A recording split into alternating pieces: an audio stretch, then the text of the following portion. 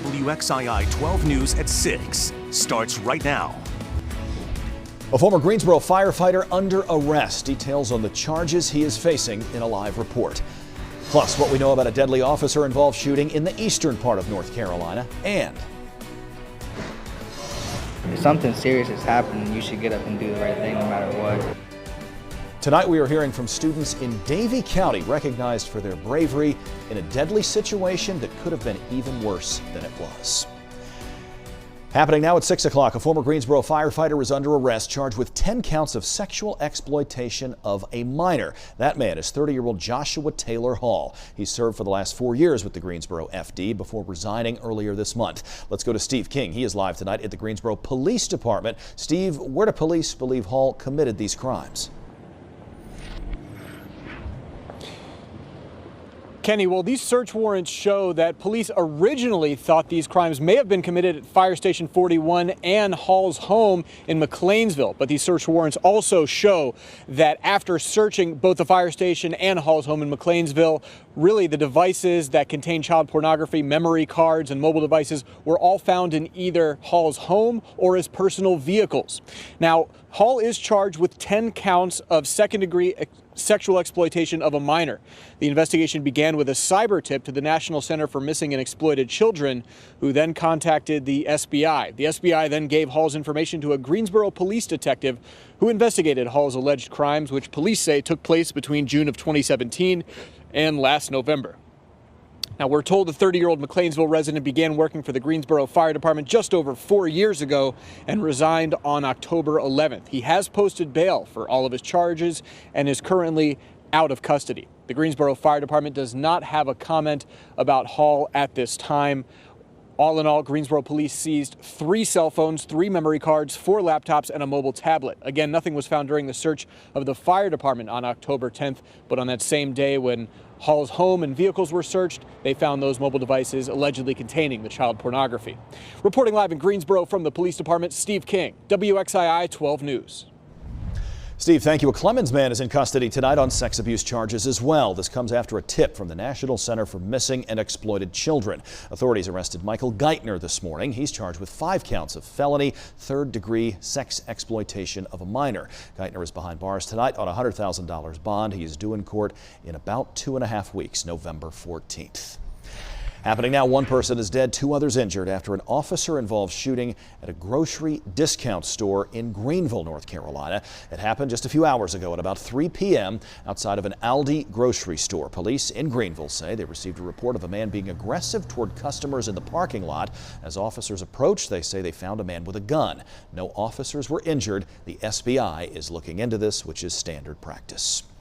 Back in the Piedmont Triad, the governor, Roy Cooper, is making a new offer that would potentially give more money to North Carolina teachers despite the state's ongoing budget impasse. It also takes Medicaid expansion, which has been a staple of the governor's budget requests for months now, off the table. Our Bill O'Neill takes a closer look at the governor's plan and the Republican response to it. No deal, says Senate Leader Phil Berger. The Rockingham County Republican says that teacher pay is such a big part of state spending, it cannot be separated from the budget. After months of no budget talks, Governor Cooper says he reached out to Republican leaders late last week by letter with an offer. I have told them that I will be glad to negotiate educator salaries separately, and I still have had no response. Senator Berger's response came today, about an hour after the governor's office made the offer public. His office issued a statement saying the senator, quote, would negotiate all of the remaining budget items together, but it would make no sense to negotiate on just one of them. The statement goes on to ask Governor Cooper to drop Medicaid expansion and negotiate a deal on the entire budget. I do not have CEOs telling me they need another corporate tax break. I have CEOs telling me they need talented workers. During a stop in Greensboro, the governor called on lawmakers to invest in education instead of passing another corporate tax cut. The two sides remain far apart on teacher pay hikes. Republicans offered teachers a 3.8% pay hike in their budget. The governor's budget proposed an 8.5% pay hike. While many state employees have received pay hikes already through mini budgets passed by the General Assembly, teachers have not. Did you talk with Senator Berger at all about I did. the differences on the... I did. Did he I reject talked your with him. offer? He said he was going to go talk to his caucus about it, but that he did not believe that they could negotiate these salaries separately. Senator Berger is not happy about the governor making his letter to Republican leaders public, sharing it with reporters. Quote, "This behavior is consistent with the governor's negotiating tactics." The governor, meantime, continues to push Medicaid expansion. Republican leaders, however, show no signs of changing their opposition to it. In Greensboro, Bill O'Neill, WXII 12 News. Thank you, Bill. Elsewhere tonight, we're following developments in the congressional redistricting case here in North Carolina. Voters, or some of them anyway, asking state judges to block the use of the current federal district boundaries, saying they favor Republicans. Today in Raleigh, a three-judge panel heard arguments in the lawsuit but did not make a ruling.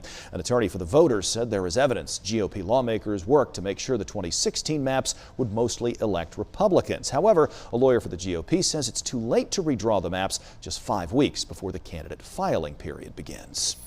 Health officials are reporting North Carolina's first flu death of the new season, and it's not even November yet. The Department of Health will only say the victim in this case was an adult who was located in the central part of the state. Experts say flu shots are a necessity for everyone aged 6 months and up. During the 2018-19 flu season, 208 people died from flu in North Carolina alone. 391 people died during the previous flu season. Typically, flu season runs from October through May, with peak flu spotted in January and February. New at 6, police up in Danville, Virginia are warning people tonight about a potentially deadly batch of heroin. It may be laced with fentanyl or something similar to fentanyl. Police say several people in that area needed medical treatment after using heroin. They are not aware of any deaths, at least not yet. So far, one person has been arrested connected to this. He's suspected of trafficking this particular batch of drugs. Back in North Carolina, 3 high school students in Davie County are being recognized tonight for their bravery during a deadly situation. A beloved longtime school bus driver by the name of Colleen Gaither died while she was driving students home from class last month. As WXII 12's Kirsten Gutierrez explained, school leaders say the 3 students who stepped up that day kept a sad day from becoming even worse. What began as a typical bus ride home quickly turned into a day many students will never forget. On September 19th, veteran bus driver Colleen Gaither drove her very last route. She's always been a good bus driver, like kept the bus under control, got everyone home safe all the time, always talkative, asking people how their day was, and just how you can lose someone so fast. While driving dozens of Davie County high school students home that Thursday afternoon, Gaither suffered a medical emergency. Junior Lizzie Jones quickly noticed something was wrong when she wasn't slowing down at her stop. So we started to call out, hey, slow down a bit more, you know? And then she just blew right past my stop. She was unresponsive, so I grabbed the wheel. Freshman LaShawna Atkins saw Miss Gaither's head bobbing up and down in the mirror. She knew something was wrong. Once she saw Jones grab the wheel, she ran to the front of the bus and held down the brake pedal with her hands. Her one mission? Making sure they got off the bus. I'm not going to say it in a superhero way, but I would have rather something happen to me than 27 other people on that bus. So that was what was going through my mind, is make sure this bus stopped and don't nobody get hurt. While all of this was happening, Junior Joseph Fox was laying down in the bus seat, but not for long. And then the bus starts jerking from her pressing the brake with her hand. So I get up to see what's going on, and all the kids are screaming and stuff. So I run up there to help her because no one else is. And then we put the bus in park. By pulling the emergency brake, Fox and the other 2 students stopped the bus safely, and no students were hurt. They called 911, helped Miss Gaither off the bus, performed CPR, but Miss Gaither wasn't responding. The situation hurt me when I found out about the bus driver, because that was my main thing, trying to make sure she was okay as well. But although it's not the ending they all hoped for, they were recognized for their swift action. All 3 are appreciative, but say they didn't need to be recognized for doing the right thing. If something serious has happened, you should get up and do the right thing no matter what. And it's just good to know that if that was happening to me, that there would be people like her or her to step in and help me. They tell me they miss Miss Gaither every day and that their thoughts and prayers are with her family, and they hope to meet her daughter soon so they can tell her just that. In Davie County, Kirsten Gutierrez, WXI 12 News.